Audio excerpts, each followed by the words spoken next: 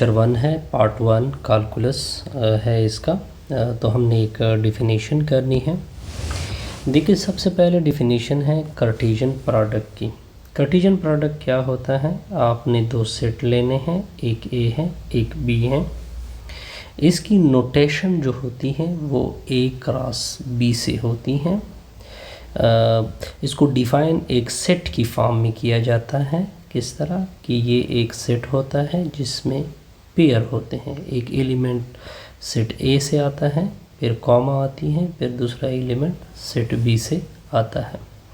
यहाँ पे मैं इस चीज़ की वजाहत करता हूँ कि फर्स्ट एलिमेंट फर्स्ट सेट से आता है, सेकंड एलिमेंट सेकंड सेट से आता है। अब देखिए, ये जो फॉर एग्ज़ाम्पल मैं आपको अगर आप रियल लाइन ले लें, अगर आप ये लाइन ले लें, फॉर एग्ज़ाम्पल ये लाइन है, इस लाइन के ऊपर एक ज़ीरो होता है, इधर वैल्यू 1 1, फिर ये 2, ये 1 2 3 अप टू सो ऑन। या ये कहाँ तक जाते हैं? पॉजिटिव इन्फिनिटी तक। इस साइड पे -1 -2 -3 अप टू सो ऑन। कौन से साइड पे जाते हैं? -इन्फिनिटी तक। तो ये रियल लाइन किस तरह होता है? ये रियल लाइन यानी एक वैल्यू पहले आप नेगेटिव इन्फिनिटी लिख दोगे, फिर आपने लिखना है positive infinity. Okay, is the set of, इसको सेट ऑफ रियल लाइन कहते हैं। अब देखिए, अगर आपसे कोई कहे कि what is mean by R square. R square का मतलब होता है R cross R. R cross R का मतलब होता है कि फर्स्ट एलिमेंट भी इसी लाइन से आएगा। फॉर एग्ज़ाम्पल मान लो हमने x लिया, या x1 भी ले सकते हैं। मैं यहाँ पे x1 लिया है। दूसरा एलिमेंट भी इसी सेट नंबर से आएगा, वो हमने मान लिया x2। यानी फर्स्ट एलिमेंट भी r से है।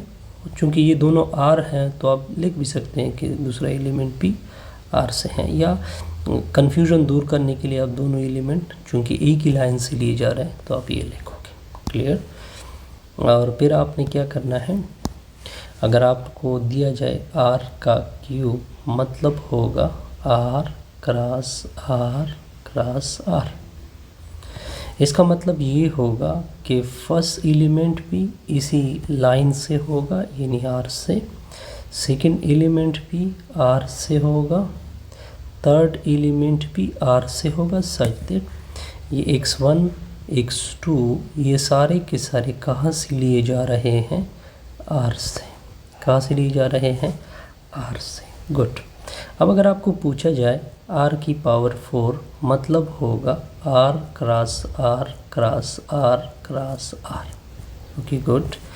या इसको इस तरह भी लिख सकते हैं कि ये एक सेट होता है जिसमें फर्स्ट एलिमेंट r से आता है, सेकेंड एलिमेंट भी r से आता है, थर्ड एलिमेंट भी r से आता है, फोर्थ एलिमेंट भी r से आता है। Such that x1 x2 x3 x4 ये सारे r के एलिमेंट हैं।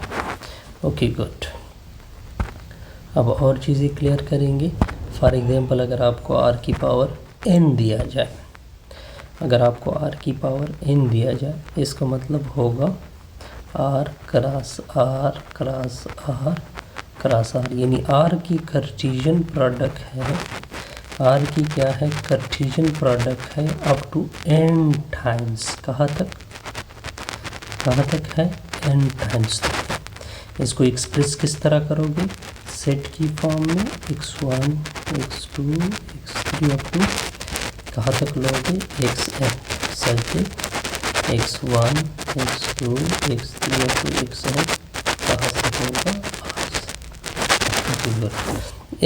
ये देखिए, एक चीज़ और वाज़ेह कर देते हैं।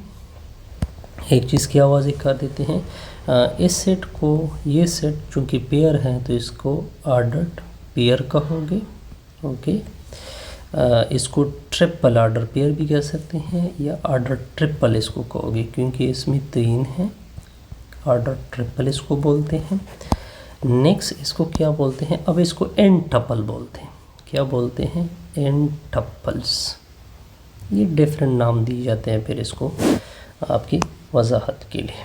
ओके, अब देखिए जो आर स्क्वायर है, अगर मैं इसको ज्योमेट्रिकल देखूँ तो ये एक प्लेन होता है जिसको एक्स वाई प्लेन भी बोलते हैं, कार्टेशियन प्लेन भी बोलते हैं, टू डायमेंशन ज्योमेट्रिक प्लेन या बोलते हैं, या एक्स वाई प्लेन भी कह सकते हैं। ओके, या इसका एक और नाम भी है two dimensional coordinate system, two dimensional coordinate system. Okay, ये डिफरेंट इसके नाम हैं। ओके, अब मैं इसकी फिगर भी आपके सामने रख देता हूँ। ये आपने देखा होगा, ये इस तरह एक लाइन इस तरह होता है, एक लाइन इस तरह होता है, ठीक है। ये जो हॉरिजॉन्टल, इसको एक को हॉरिजॉन्टल लाइन कहते हैं, एक वर्टिकल, यहाँ पे ऑरिजिनल, ये बेसिकली आर स्क्वायर होगा। अब आते हैं एक और प्लेन जिसको क्या कहते हैं, नेक्स्ट है आर क्यूब। नेक्स्ट क्या है आर क्यूब, ये 3 डायमेंशनल कोऑर्डिनेट सिस्टम है। ये क्या है, 3 डायमेंशनल कोऑर्डिनेट सिस्टम। ओके, इसकी फिगर क्या होगी, इसकी ज्योमेट्रिकल फिगर मैं आपके सामने रख देता हूँ। ओके, एक लाइन इस तरह होगा, एक लाइन ये होता है, ओके, एक लाइन ये होता है। ओके, अब मैं इसको क्लियर कर देता हूँ। नॉर्मली इसको हम आई थिंक एक्स या इसको जी बोलते हैं, इसको x कहते हैं, इसको क्या बोलते हैं, नो सॉरी, इसको z बोलते हैं, इसको x बोलते हैं, इसको क्या बोलते हैं, y। ये है 3 डायमेंशनल स्पेस। क्या है, 3 डायमेंशनल स्पेस। ये इसी स्लाइड में सब कुछ वजाहत थी। अब देखिए 1 2 -1 0 2।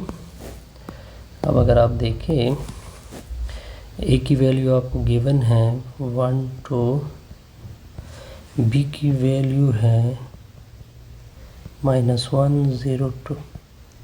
अब आपने फाइंड करना है ए क्रॉस बी, तो ए की वैल्यू है 1 2, दरमियान में क्रॉस -1 0 2। ओके, तो ए क्रॉस बी की वैल्यू क्या होगी, पहले 1 पेयर बनाएगा सारों के साथ, 1, -1, 1, 0, 1, 2, फिर 2 सारों के साथ पेयर बनाएगा, 2, 0, 2, 2। ओके, अब देखिए, अब हमारा टॉपिक है मल्टी वेरिएबल फंक्शन और फंक्शन ऑफ सेवरल वेरिएबल। देखिए, मैं आपको डिफरेंट एग्जांपल देता हूँ। अगर मैं ले लूँ एरिया ऑफ रेक्टेंगल ले लें, मैंने अपनी तरफ से एक एग्जांपल ले ली, एरिया ऑफ रेक्टेंगल ले लें। ओके, एरिया ऑफ रेक्टेंगल किसकी इक्वल होता है, लेंथ क्रॉस विड्थ होता है। देखिए, ये एरिया डिपेंड कर रहा है, एक वेरिएबल एल पे भी डिपेंड कर रहा है, यानी लेंथ पे, और दूसरा किसकी पे डिपेंड कर रहा है, विड्थ के ऊपर। तो देखिए, ये हम क्यों डिस्कस कर रहे हैं, ताकि हमें अंदाज़ा हो जाए कि ऐसे फंक्शन भी हैं जो कि एक से ज़्यादा वेरिएबल के ऊपर डिपेंड कर रहे होते हैं। जैसे कि ये area is a function of length और विड्थ, दोनों के ऊपर क्या कर रहा है, डिपेंड कर रहा है। Similarly volume of a cylinder, volume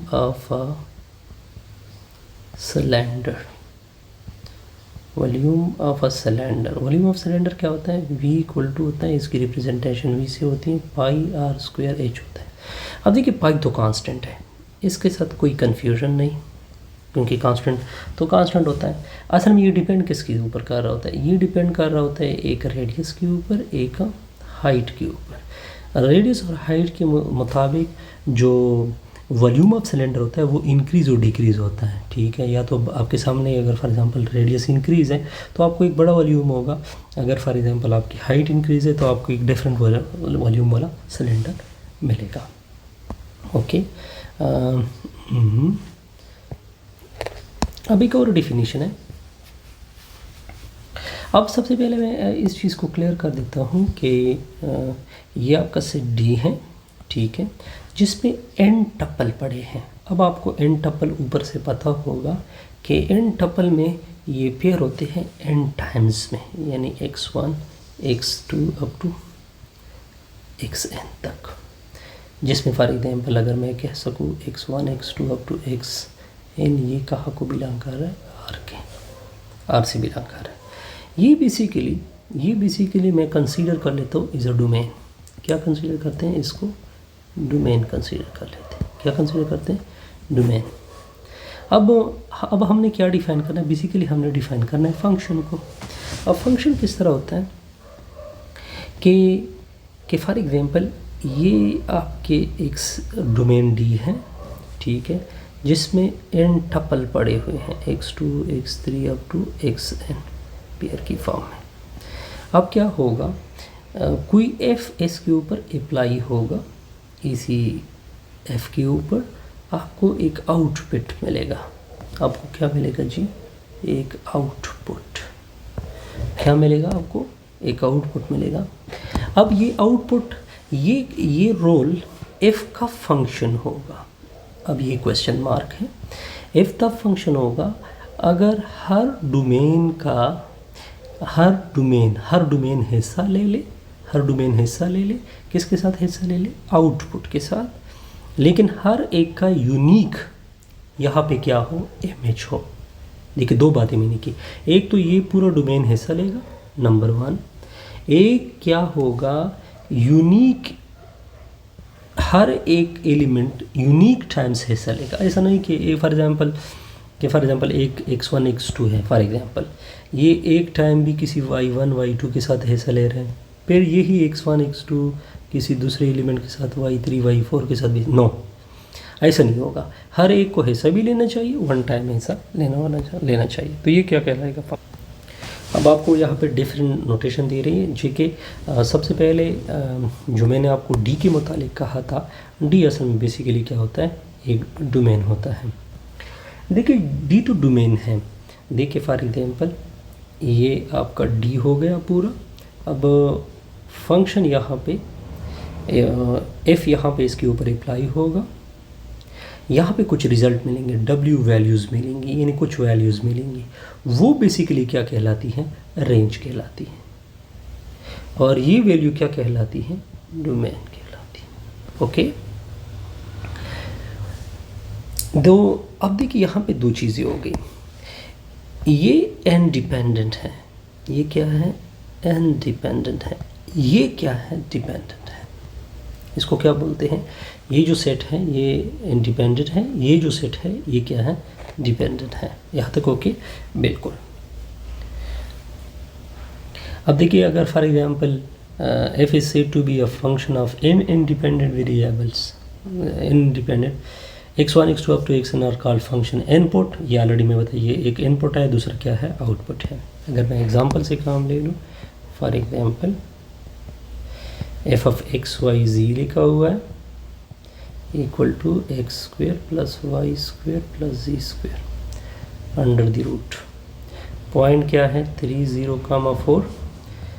x की वैल्यू 3 पुट कर दे, वाई की वैल्यू 0 4, 3 का स्क्वेयर 0 का स्क्वेयर 4 का स्क्वेयर। 3 का स्क्वेयर क्या होता है शाबाश, 9 होगा, 0 प्लस 16, 9 में से 16 को ऐड कर दे, 25 का क्या ले ले, स्क्वेयर रूट ले ले। 304, 25 का स्क्वायर रूट क्या होता है, 5 होता है। Okay good.